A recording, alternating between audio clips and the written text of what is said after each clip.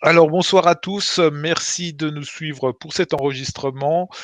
On a avec nous Florian de Tokenland, donc je pense que vous le connaissez, mais si vous le connaissez pas, il va se représenter pour la énième fois. Je pense qu'il doit faire ça au moins, 10 fois par semaine, donc si tu vas te présenter vite fait. Non, bon, pas 10 fois par semaine, mais en tout cas, je suis content que j'ai l'impression que du fait que je sois invité, ça veut dire qu'il y a aussi une volonté de faire émerger la tokenisation immobilière. Donc, je suis assez content de devoir me répéter. Donc, moi, je m'appelle Florian, ça fait une dizaine d'années que je fais de l'immobilier. J'ai d'abord vendu une boîte dans la construction avant de faire un peu de conseil, de business angel. Je suis passé par le e-commerce également. Et en gros, sur les 3 dernières années, je me suis spécialisé d'abord dans l'investissement en crypto traditionnel et en NFT, notamment en montant une communauté d'un peu plus de 30 000 personnes en francophonie. Et, euh, et en fait, mes vieux démons et mes vieilles passions de l'immobilier sont très vite revenus. Et l'année passée, donc, j'ai écrit un rapport qui essaye de mêler ces deux passions que sont l'immobilier et la blockchain, qui s'appelle IMO 3.0, de la pierre papier à la pierre crypto, où j'essaye de mettre en avant les nouveaux modèles immobiliers qui ont un rapport avec la blockchain. Donc, on a parlé de NFT, de transactions crypto, de DAO, mais évidemment, le gros sujet qui est ressorti et qui a fait pas mal de buzz et qui cette année marche bien, c'est celui de la tokenisation immobilière. Euh, et je suis ravi de t'avoir rencontré sur ce chemin-là et d'avoir pas mal échangé sur Reati, qui est ta spécialité, mais aussi sur d'autres projets maintenant qui t'ont forcé un peu à sortir de ta zone préférée. Bah, effectivement, je crois que c'est une belle rencontre, également de mon côté. Si tu pouvais nous parler, un petit peu par rapport à l'immobilier tokenisé, toi, tu te considères comme un spécialiste sur une certaine plateforme, sur une certaine région ou bien tu es un généraliste, tu es plutôt tourné aux États-Unis? Dis-nous-en un peu plus.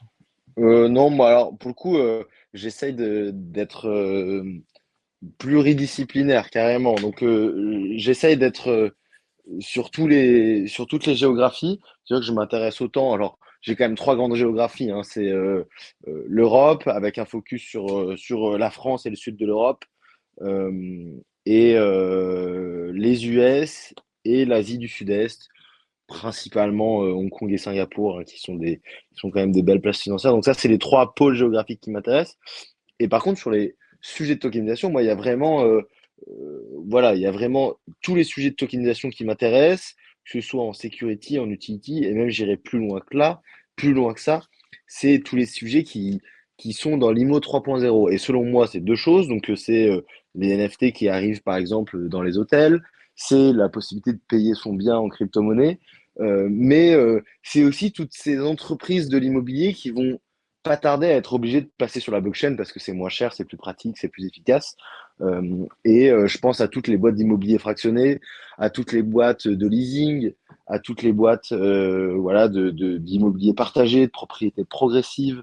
Voilà, il y a plein de nouveaux modèles dans l'immobilier traditionnel qui, selon moi, vont être obligés de passer sur la blockchain dans quelques années. Et du coup, ils m'intéressent aussi et j'essaye aussi de mettre ces modèles-là et ces acteurs-là en avant sur les médias totalement, donc sur les réseaux sociaux et sur la newsletter, voilà, qui doit se rapprocher des 2000 abonnés là. Euh, voilà un peu à quoi je m'intéresse. Alors c'est ouais, c'est effectivement ce qui est intéressant pour nous, qui sommes, plutôt un groupe, focus sur, l'immobilier tokenisé, c'est justement que tu nous montres, enfin qu'on discute peut-être des choses un petit peu plus larges qui touchent à la tokenisation d'une manière générale, pas forcément de l'immobilier. Tu es aussi, très actif, tu en as un petit peu parlé sur les NFT d'une manière générale, même artistique, hein, on est-ce Ouais, ouais, que je fais de tout. est-ce que si on juste pour rester encore un petit moment sur, l'immobilier, tokenisé, c'est toi tu es donc, tu te concentres sur 3 marchés, donc tu parlais de l'Europe, des États-Unis et puis, de l'Asie du Sud-Est. Comment tu comparerais, Donc nous, notre groupe, on est plutôt sur le monde francophone. Mais comment tu comparerais les forces et les faiblesses de chacun de ces marchés au niveau de l'immobilier tokenisé? Alors, c'est assez simple. En France, on a cette particularité qui est vraiment exceptionnelle et je suis trop content d'en parler à chaque fois dans des colloques, dans des séminaires, ou même dans des podcasts ou des groupes comme le tien. La France, on est un pays immobilier, on est une nation immobilière et on a cette appétence particulière pour les nouveaux produits. C'est-à-dire que le crowdfunding, ça a mieux marché chez nous. Alors, je parle pas en volume, je parle en valeur, mais ça a mieux marché chez nous que partout ailleurs dans le monde. Les SCPI, ça marche.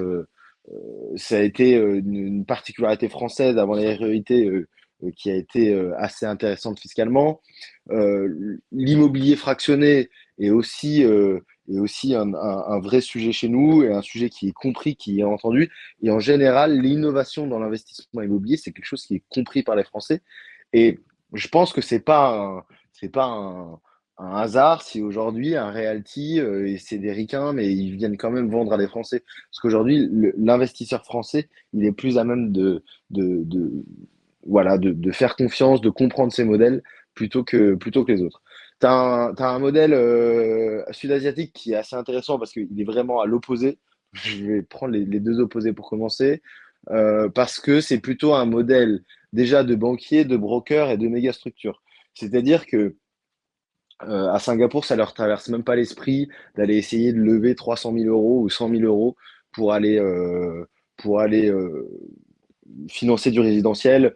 Eux, c'est vraiment, on tokenise du 300 euros avec Night Dragons, du 300 millions, et on essaie de faire des expérimentations on-chain avec les banques, avec l'accord et le soutien de l'État. Enfin voilà, il y a pas mal de programmes DLT qui sont en cours en Asie. Donc, c'est un modèle qui est assez intéressant et qui me fait aussi penser à comment on a commencé nous en France, notamment avec la tokenisation de l'immeuble à Boulogne, qui était assez intéressante.